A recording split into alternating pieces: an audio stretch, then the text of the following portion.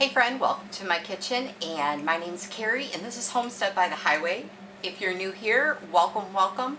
If you're returning, welcome back. We are doing a series on potatoes. So this is another episode in that, and we are going to be doing, we've done twice baked potatoes. I have hash browns going in the dehydrator. Also, I'm going to show you another thing to do with hash browns if you don't have a dehydrator. And in this video, we are going to do diced potatoes. So this is how I do them. I love them. They fry up quickly. I can do my husband's breakfast bakes and bake them in the oven, and that way he has them for 2 or 3 days at work, and we can talk about that as well. But today we're going to do the diced potatoes. I purchased 50 pounds of potatoes from Azure Standard, and I love their potatoes. These are organic russet potatoes. And I'm going to show you all the ways that I use them for, it's just the two of us. And so 50 pounds of potatoes is a lot. I have people who laugh at me. But if you take a day and you spend it doing the potatoes in all these different ways, then you have potatoes that are ready. We need things that are quick.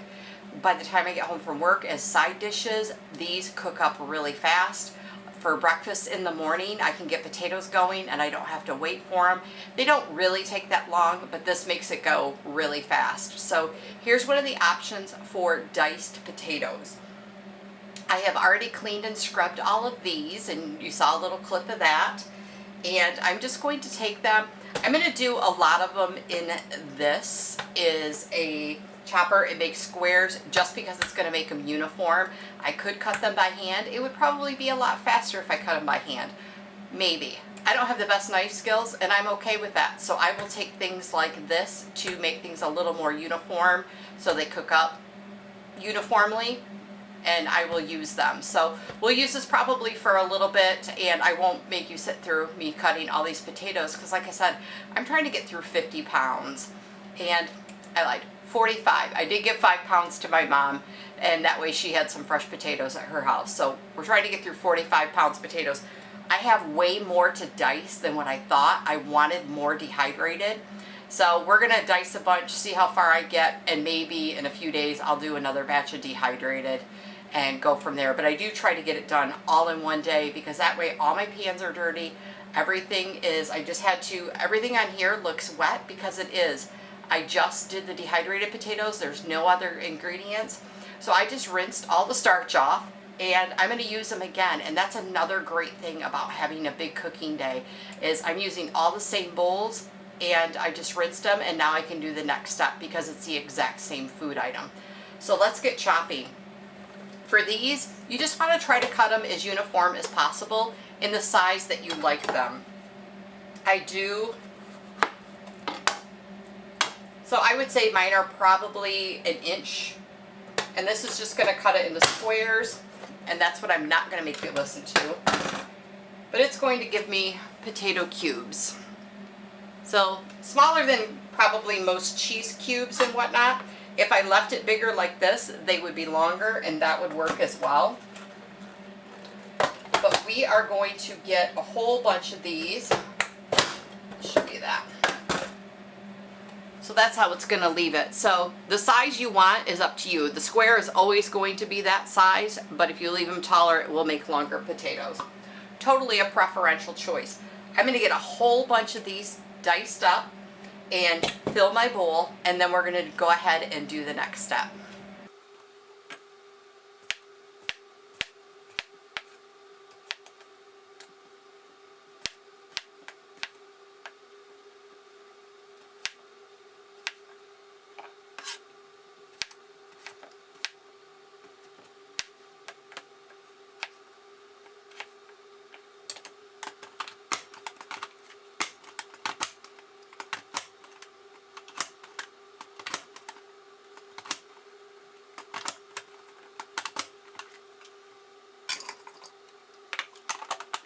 Okay, so I have this whole bowl diced up. This is a really big bowl, and it literally took me like 4 minutes maybe to cut them and then to drop them into this. And so yeah, I'm just going to keep that process I have water on the stove, it is boiling, and we are going to blanch these. I'm going to put them in there. I'm going to bring the water back up to a boil and then let it cook for 2 minutes. After that, I'm going to remove them and put them either into ice water, which I found I didn't need to do with the hash browns. I'm just going to rinse them with really cold water. We have well water and it gets really cold, so I'm just going to rinse them with that. It also takes off a bunch of the extra starch.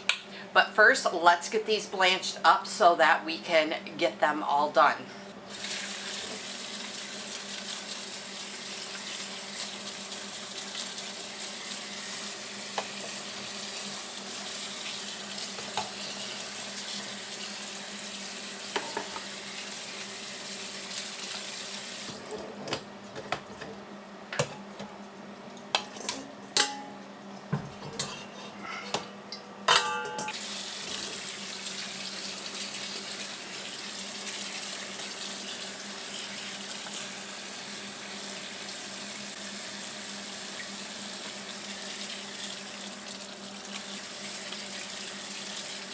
Alright, so these are cool to the touch. This is just a cookie sheet. I had a silicone just cutting mat on here. I put them on here. It's a little bit more than a single layer, but not much. I'm going to slide these into the freezer like this and let them freeze as a layer. That way I can break them up, and I'm just going to put them in bags, and we're going to use them from the bags, but that way I don't end up with one big clump. If I put them in the bags now because they're still damp, I would end up with one big clump and I wouldn't be able to break them up without making them total mush. So I'm going to do up 2 or 3 trays of these, get them in the freezer, let them freeze, and then put them into freezer bags. And I'll bring you back when I'm going to pull them out of the freezer bags.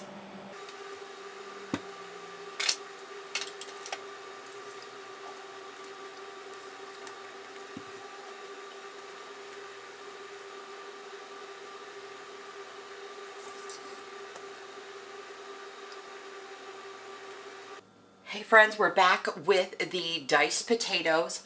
I rotated batches. I already put some in these big bags. These are the bags I love to use. I actually like the large ones that have these gussets, I think that's what it's called, into the bottom because they sit upright better.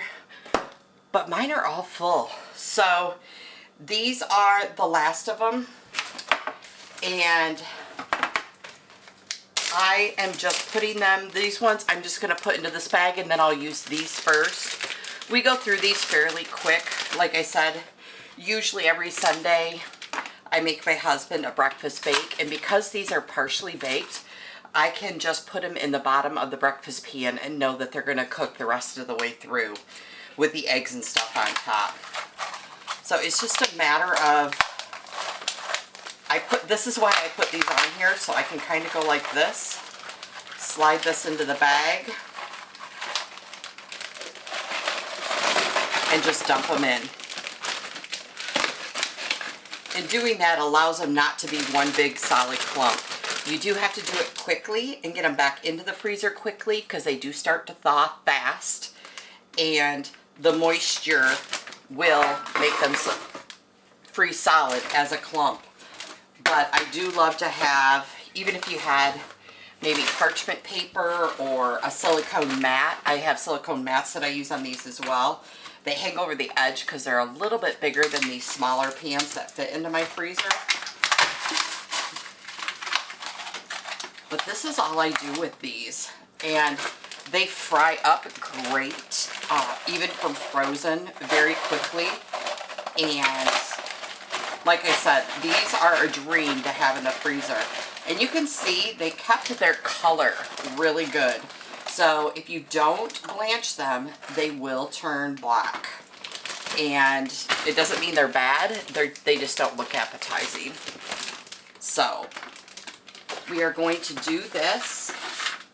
I'm going to get these last few in here.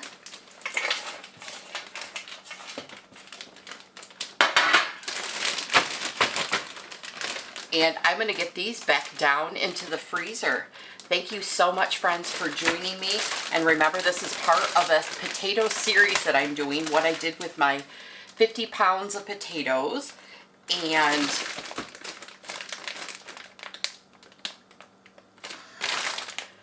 we will see you on the next video.